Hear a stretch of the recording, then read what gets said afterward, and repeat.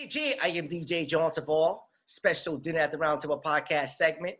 I want to talk about economics. I know that we spoke about it, a few episodes ago, but I want to elaborate a little bit more about, economics and, how that, really, shapes our way of thinking and how we interact, how we, live on this planet that we call Earth. You know, every country is defined by their economy, and that's how they build their wealth. By the economy. So, based on the resources they have in their country or region will determine their economy, especially when it's based on, production and consumption.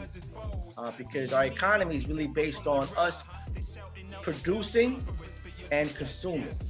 And that's how our economy builds. So our current economic system is really based on labor for income. So in other words, you sell your labor as a commodity to the open market in return for an income. And with the income, then you're able to buy goods and services. So it's like a cycle. That's how it really runs the economy. But there's a shift happening. You guys may or may not know, but I think it's just right in front of our faces. But technology is, causing a shift in our economic system, in which, first of all, companies rely on newer technology to increase the production. Because when you increase the production, the prices go down, but the demand goes high because you're able to bring up the supply. And when you think about economics, right, supply versus demand, it's really based on, when you think about this production, let me just start with this production, right? The true value of a product is really based on how scarce that material is, okay? And how the time and labor that's spent to actually produce that product. And also, if, say for instance, it takes a certain skill set of a person to cultivate that product, it will definitely determine the price. So what's happening because of technology, things are done more efficiently, and the way it's being produced is more of a rapid pace. So that being said, companies rely more on newer technologies in order to build their profits. Because when you think about profits, that's the main objective when it comes to capitalism. It's about profits, maximizing your profits. And as we get more advanced with technology, the less human labor is required. So what's happening is that less and less people are required to commit or sell their labor, in other words, because now companies are able to use machines that are able to work more efficiently and work 24/7 to produce those products. And less people, are needed to actually fulfill those positions because of technology. But here's the downside of it. When people do not have labor, because we live our economic system is basically based on labor for income. We have to, again, sell our labor as a commodity in return to get an income so we can buy goods and services. But if people are unemployed, they don't have money, they don't have an income, right? Then they cannot buy goods and services. So what's the point of producing those products if people don't have the money to buy it? And this is why I always said this, it's gonna be the downfall of capitalism. Because again, we rely on people buying, consuming. But what's happening now is that technology is basically taking over many of those jobs that, it no longer requires people to work on it. It, it could, like machines have become so much advanced that they are able to do the same job as a human, but do it more efficiently. And again, they work 24/7, and it benefits the companies because they don't have to pay a machine. A machine can work 24/7. It doesn't take any vacations, no sick days, none of that. There's no pension plan, none of that. So companies benefit more when they're able to replace people with machines. And this is what's happening right now, currently in our current economic system. So it's something that we have to really like. I mean, it's happening right now as I'm speaking, but we definitely got to consider that and really take a deeper look at that. And we have to. One thing is for sure, technology is going to continue to advance.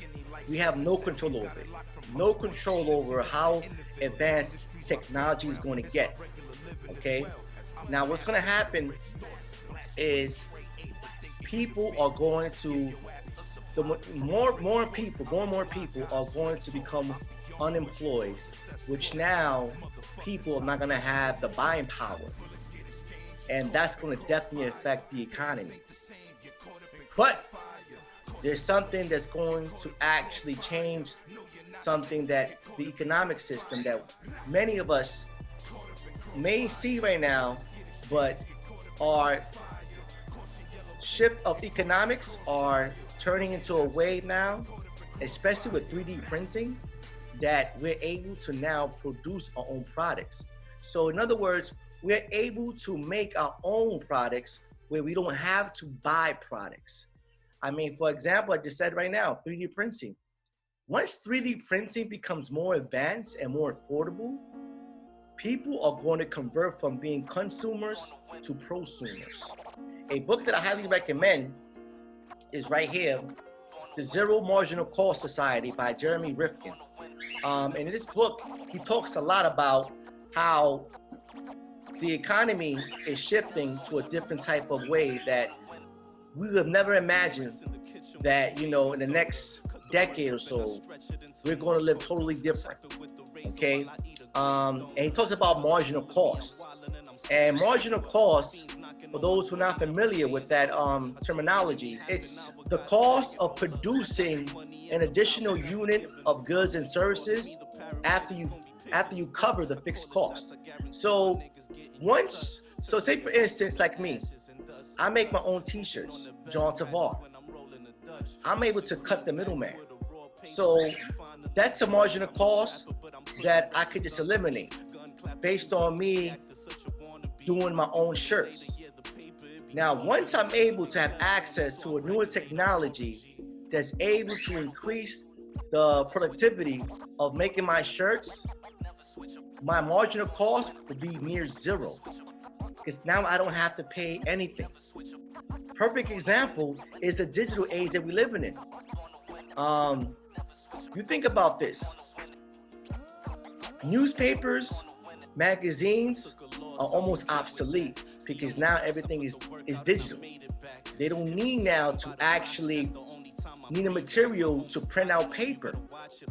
They don't need to actually need those resources, and that reduces the marginal cost. Okay, we see it now with ebooks. More and more people, although I got the physical book, I also got the ebook of this book, but it's definitely cutting off the publishing industry, where now authors don't need to go through a publisher now, because now they can actually do it digitally, and that's definitely changing the economy. And it's we're seeing this, it's right in front of our faces. It's right in front of our faces because again, the internet has definitely changed the economy. Think about travel agencies, right? Where before you had to go through a travel agent. Now you could do this online. So again, it cuts the middleman. Paying a bill, you either had to go, pay a transaction fee in order to pay a utility bill, but now you have, you go online. So the marginal cost of the product is being reduced, and we're entering a new infrastructure which is the third industrial revolution. And, you know, technology has changed the way we lived historically. You think about the first industrial revolution, um, which consists of the steam engine.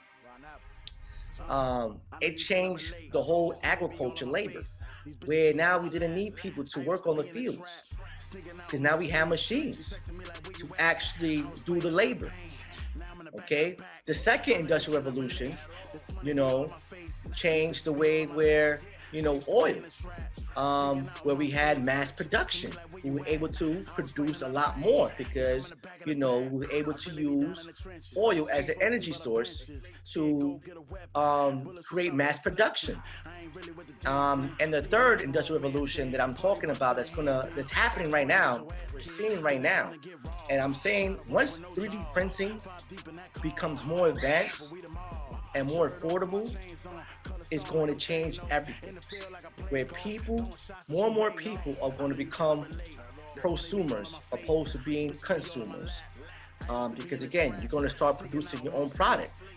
Um, and it's very important to understand this. You know, think about cars, right? Cars, for instance, right? Driverless cars is going to happen. Like, it's something that's it's inevitable. It's going to happen. Okay. The question is, there's a lot of things where people say, okay, I'm not going to trust a driverless car. But I guarantee you, from an economic standpoint, people are going to slowly but surely shift into driverless cars. And I'm going to explain why. Because when you think about cars, right, the average American, first of all, use their car about 5% of the time on a daily basis. And it's really just to get to work, get back home, and that's it. So it's going to come to a point where people are not going to need cars, especially now there's going to be more driverless cars, okay? And think about, like, Uber CEO once said, once you cut the middleman, the only reason why certain, you know, prices are up when you actually take an Uber or a Lyft is because you have to pay for the other person that's inside the car, the driver. Once you eliminate that, it's going to become a lot cheaper. And again, people are going to draw more into of, you know, relying on a driverless car opposed to, having their own car or having a driver, because, you know, from an economic standpoint, it will make more sense for them. And again, it goes with marginal cost. And it's just crazy, you know. And I mean, it's going to get to a point which I'm almost certain that less and less people are going to own cars. I think it's really pointless too to have a car and you only use it 5% of the day, and then you have it just sitting there with no use. I think we're going to turn into a sharing economy. Because right now, I mean, an example is Zipcar, where now, you know, you're able to share those cars. You're able to rent a car, request it for whatever amount of days or amount of hours, and then return it, you know? And I think it's what's going to happen. We're going to shift into a sharing economy. And a great example, the entertainment industry. Napster changed everything. Like, it ended the record industry, where people were able to share music with each other, okay? And we're seeing it right now in newspapers and magazines and the publishing industry, where now, you know, authors don't need to go through a publisher. You know, people are now creating their own content through YouTube channels, podcasts, you know, news blogs. Like, we're definitely shifting to a different economic system, you know? And you even think about higher education, where universities like Princeton, Harvard, Columbia, Yale are offering free and low price online courses. So you get the same education online for free or at a low price than someone who's actually going to the university and God knows how much they're paying of tuition, you know? And there goes again, marginal cost. You know, we see it too, you know, white collar jobs, you know, definitely are getting eliminated or being wiped out, you know, from file clerks to telephone operators. When you call, you know, 9 out of 10 times you're speaking to an actual machine, a computer. Bank tellers, you know, we definitely see that now because, you know, you could just go to an ATM now. You don't have to actually go to a bank teller and make a transaction or deposit something or withdraw money. You know, as I stated earlier, travel agents. Now we could just basically book a flight or whatever the case is online. So we're definitely seeing a shift, and it's not gonna stop. And again, though, we have to really understand this. We have to really understand that we are definitely shifting into a whole different economic system. And this is why I don't see capitalism lasting very long. Because again, once people are able to actually produce their own products and become prosumers, less and less people are going to depend on, products that are made from others. Or if they actually create a share economy of, sharing, their products. Just as we share, like right now, the example I used was Zipcar, sharing cars.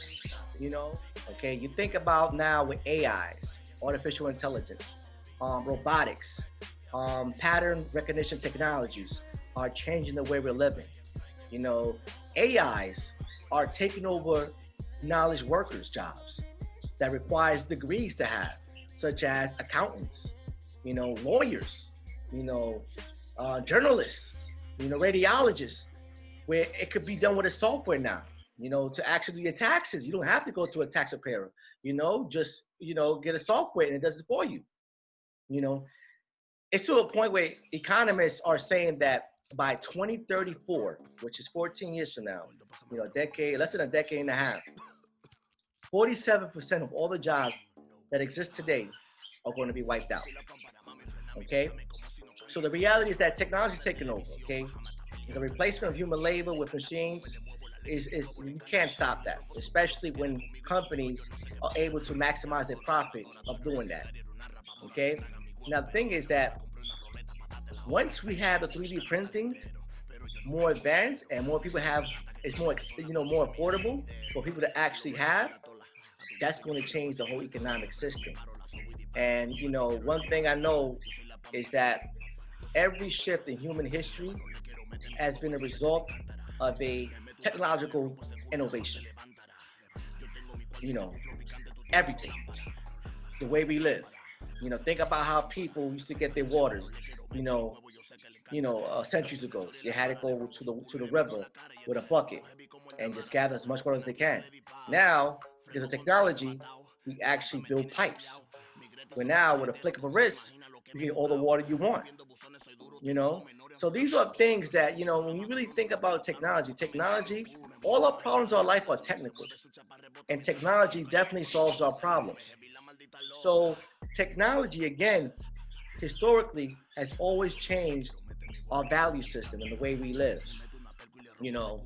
So I mean, definitely gonna have a full episode about this, but I'm gonna leave it with a final thought. Okay, first and foremost, change is inevitable. Like, change is always constant. Okay, so it's imperative that we understand that change is going to happen regardless. Okay, again, we're entering a new economic system.